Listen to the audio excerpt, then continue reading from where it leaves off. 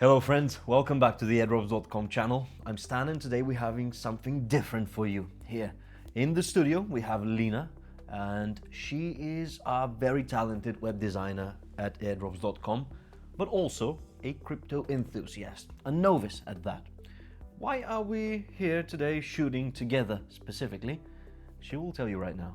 Hi everyone, today's video will be a bit different than what you're used to seeing on the channel. I've been constantly chasing Stan around with my questions about crypto, so we decided to record that and share it with all of you today.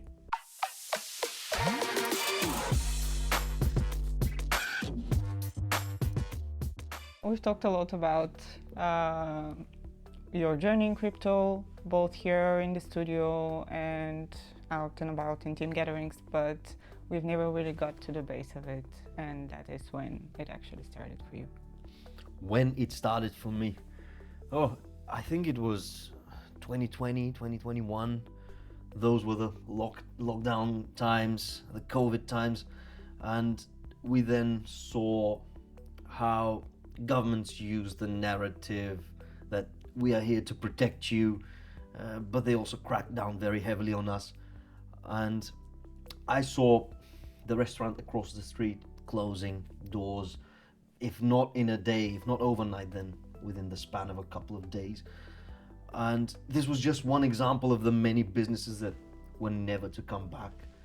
So I thought to myself, this is the time, it's high time that I take charge of my own financial situation and of my long-term vision, of my long-term finances, while the talking heads on TV were presenting themselves as taking care of the greater good.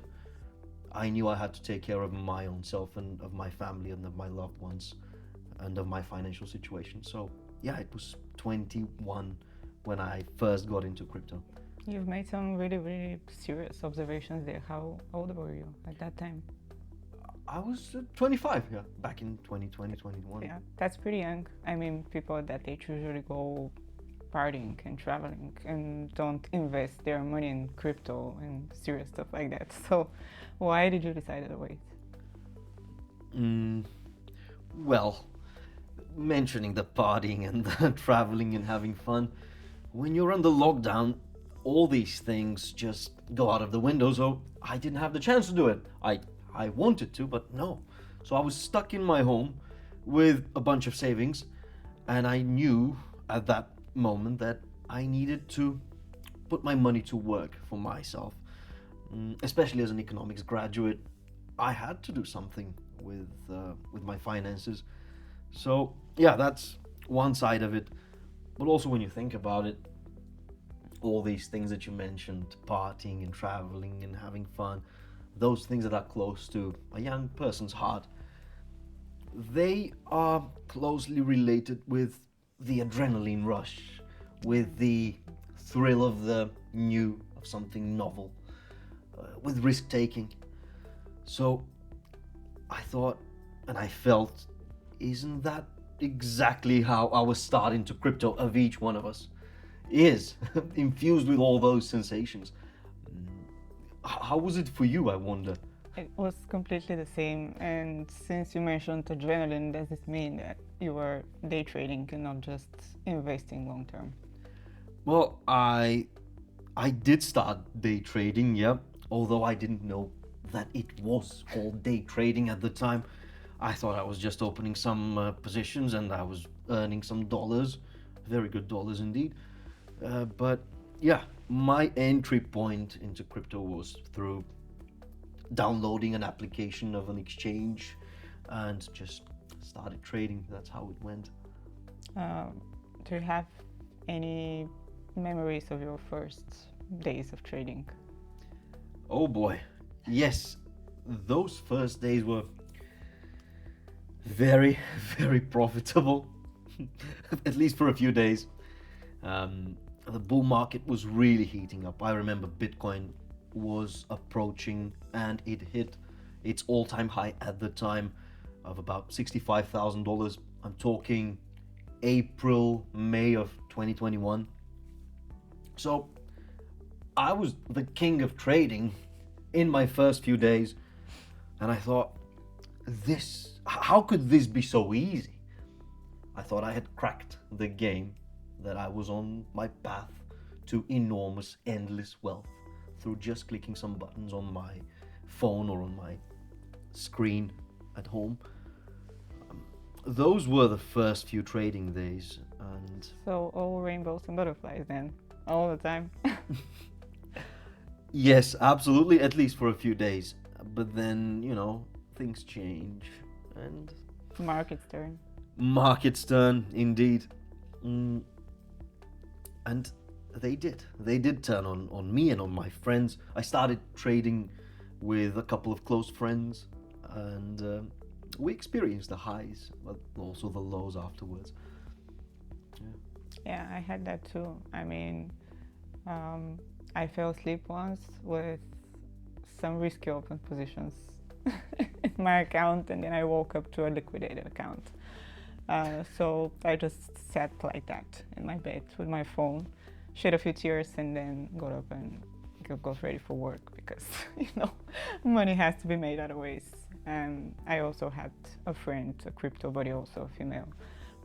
We started trading at the same time, so this is all we could talk about all the time. She had her zoo, which was her pool of shitcoins, and they were all animal related.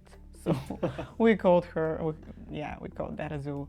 Did you have a friend like that? Did you share some dreams and stories? Sure, I had a friend, and not just one friend, but a couple of those. So I started trading alongside my friends Bobby and George, and we would experience the highs and the lows together. So that was also very exciting. Yeah, it is for us. to have someone to share it with. Adds up a lot to the whole experience. At least that's what it was for me. But do you have like a favorite story that you shared together? Oh, we have so many stories together in terms of crypto, I mean. But possibly I'll tell you how the first few days went for us as we were together. I remember that when I was just starting out, on the very first day, I started trading Ethereum and Bitcoin, the two biggest cryptos at the time, and still. So I had made $100 in profit in just a single day. On the second day, I added some Polkadot, Cardano into the mix, and that generated another $150. On the third day, I get some other coins like Chainlink and so on, another $200 into the bag. And that was not just an isolated case with me, it was also with my friends, mind you that. So I wake up on that third day extremely early, and I just couldn't sit in my bed or in my chair.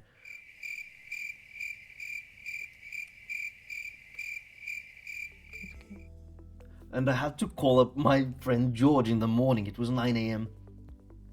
And I tell him, buddy, we need to talk about what we're going to do with this whole crypto thing. With all the money. Where are we going to store all this money? So 9:15, 15 minutes later, George arrives at my door.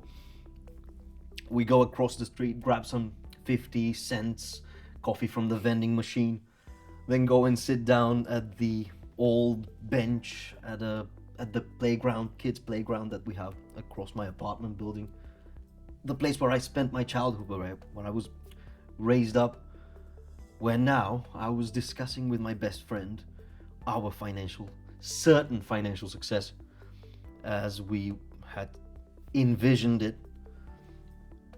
And I asked him, what do you want to get when we become filthy rich? Something that is not too big, but that you always thought was just like an unnecessary luxury. And then George takes a moment to think about it and says, there is this modern classic, a BMW. The model was, I think, Z4. It's a nice, beautiful car, a cabrio from 2012. He even wanted it in this gray metallic color. And he pulls up the phone and shows me immediately, like, this is what I want. I say, all right, you've got it figured out, man. Now that we have started building our way towards that dream of yours, I thought for myself, what do I want to get for myself? And yeah, the Aston Martin seemed like a decent brand, a Jaguar, something about British cars that gets me going for some reason. Anyways, that was the hype that we were going through. The prospects that we would not become absurdly rich were just not on the map. Yeah, close to zero. We were destined for success, and with just so little effort as we thought. Now, this initial memory of my first days of our dreamland experience, I still like to go back to that memory because it serves as a warning sign for me personally whenever I get carried away a bit too much, when I think, you know what, I'm experiencing that hype again. It brings me back down to earth to know I've been there. I've talked to my friend about our immeasurable wealth that we would generate, and then the things that happened afterwards. So this is something grounding. This story still serves as a grounding point for me. So after that, the market turned, and then your greatest trading days were over, I guess. You happen to be right, yeah. We started out, as I mentioned, in April of 2021. That was just a month before the market experienced an incredible reversal. Bitcoin, I mentioned at the time, was about $65,000, the all-time high. Within 40 days, it dropped down to $36,000. You can imagine what happened with our leveraged positions. Wrecked, absolutely, like yourself. Yep. And your liquidated positions. Within the span of just a few weeks, we went from being kings to back to rags. And I personally lost at the time almost all of my savings, more than $10,000 in just the span of a few days. So that was a bit of a disaster, Yeah. I guess. But on the other hand, this opened up the fact that I lost all this money. It made me leave trading for a bit.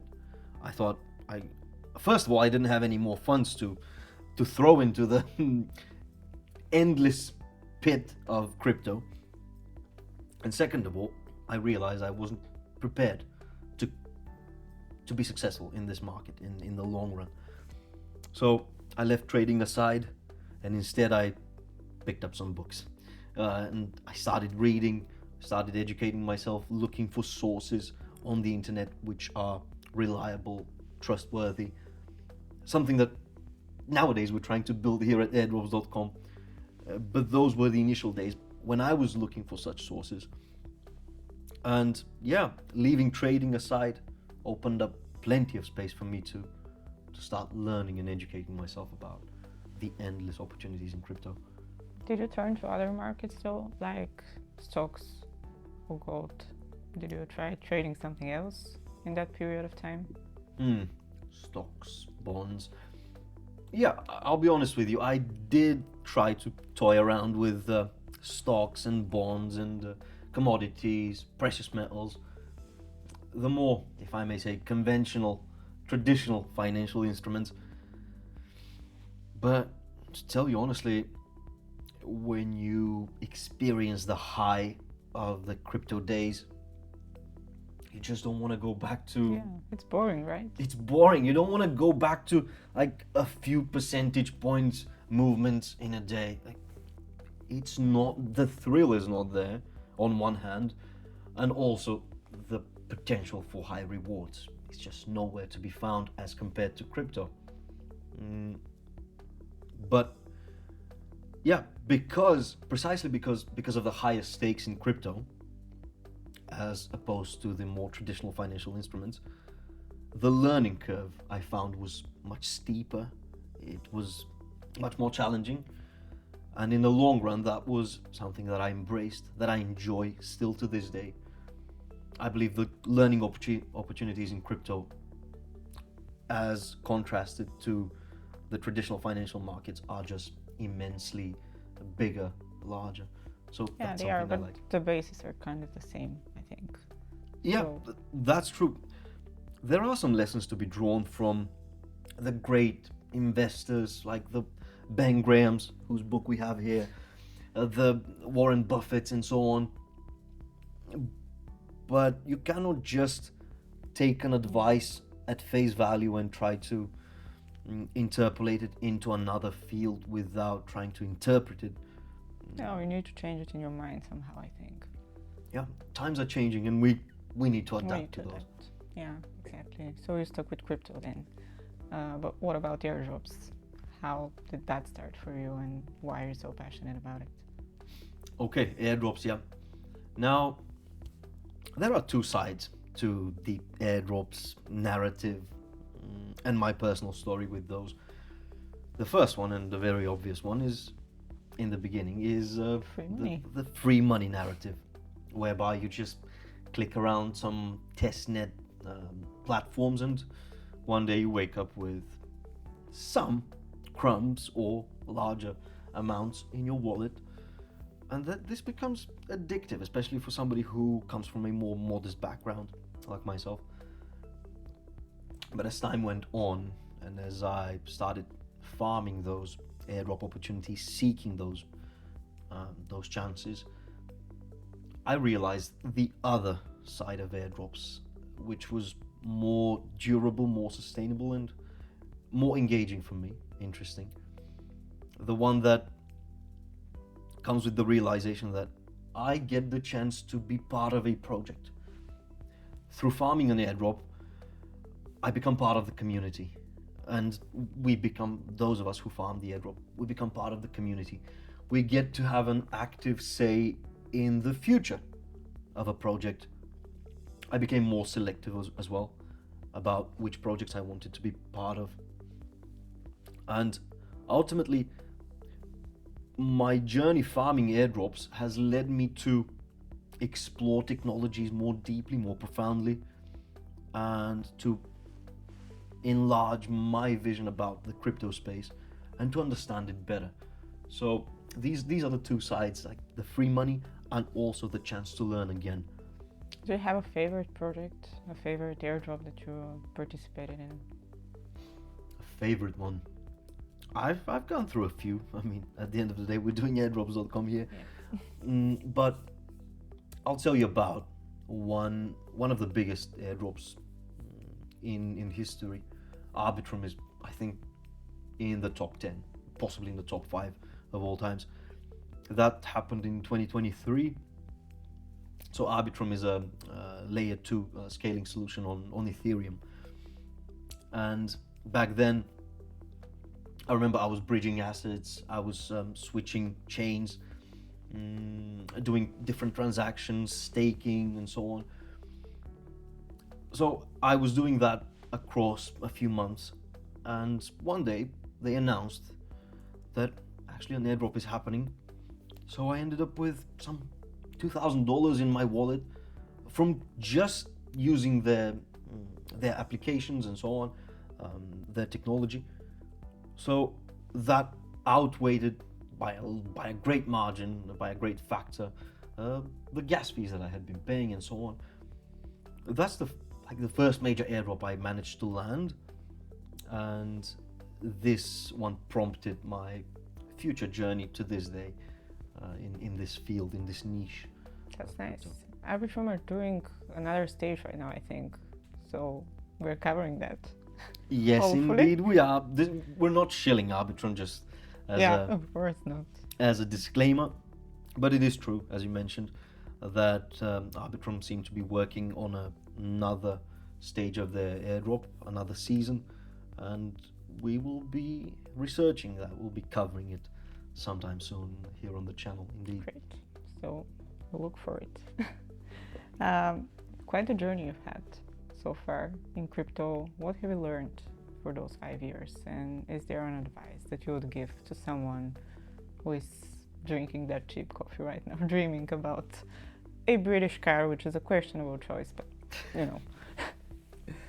All right. Now I'm going to just ignore the fact that you completely trashed my liking of British cars, and I will have to think of an advice that I would give to Stan from 5 years ago or 4 years ago, and that would be risk management is key. Do not buy into the FOMO of the next hype or the next hype in crypto. Do your proper research. Yeah, do some trading, but don't leave open positions overnight. certainly not, because mind you, when I was doing that, when I was opening positions at overnight, I remember I had difficulties sleeping. Yeah, it affects your brain a lot. My nervous system was wrecked, and that was within the span of just a few days. And even if I had some profits at the time, I don't think that was worth it, because my health, my mental health was deteriorating, let's face it. I remember going to bed very late, 2 a.m. with the phone close to my head, with the exchange application open. I would wake up a few hours later in the middle of the night, check my positions, a few dollars here and there. Great, but my mind was racing even when I was sleeping. And yeah, I started waking up extremely early with my phone again in my head, in my hand. So if I have to tell that thing to myself 5 years ago is, take it easier on the trading and pay attention more to the education. Go do your resources. homework first. Absolutely, homework is key. It's nice. So what's your mission now as our face of the Airdrops channel? Well, here at airdrops.com, the mission is pretty simple, and that is to provide those educational resources that I was looking for 4 or 5 years ago, to make airdrops as accessible as possible to everyone, to a broad audience, whether you're starting out now or if you're an experienced trader or crypto enthusiast. It doesn't matter. You can always open the website and check the steps that are provided there, simply explained.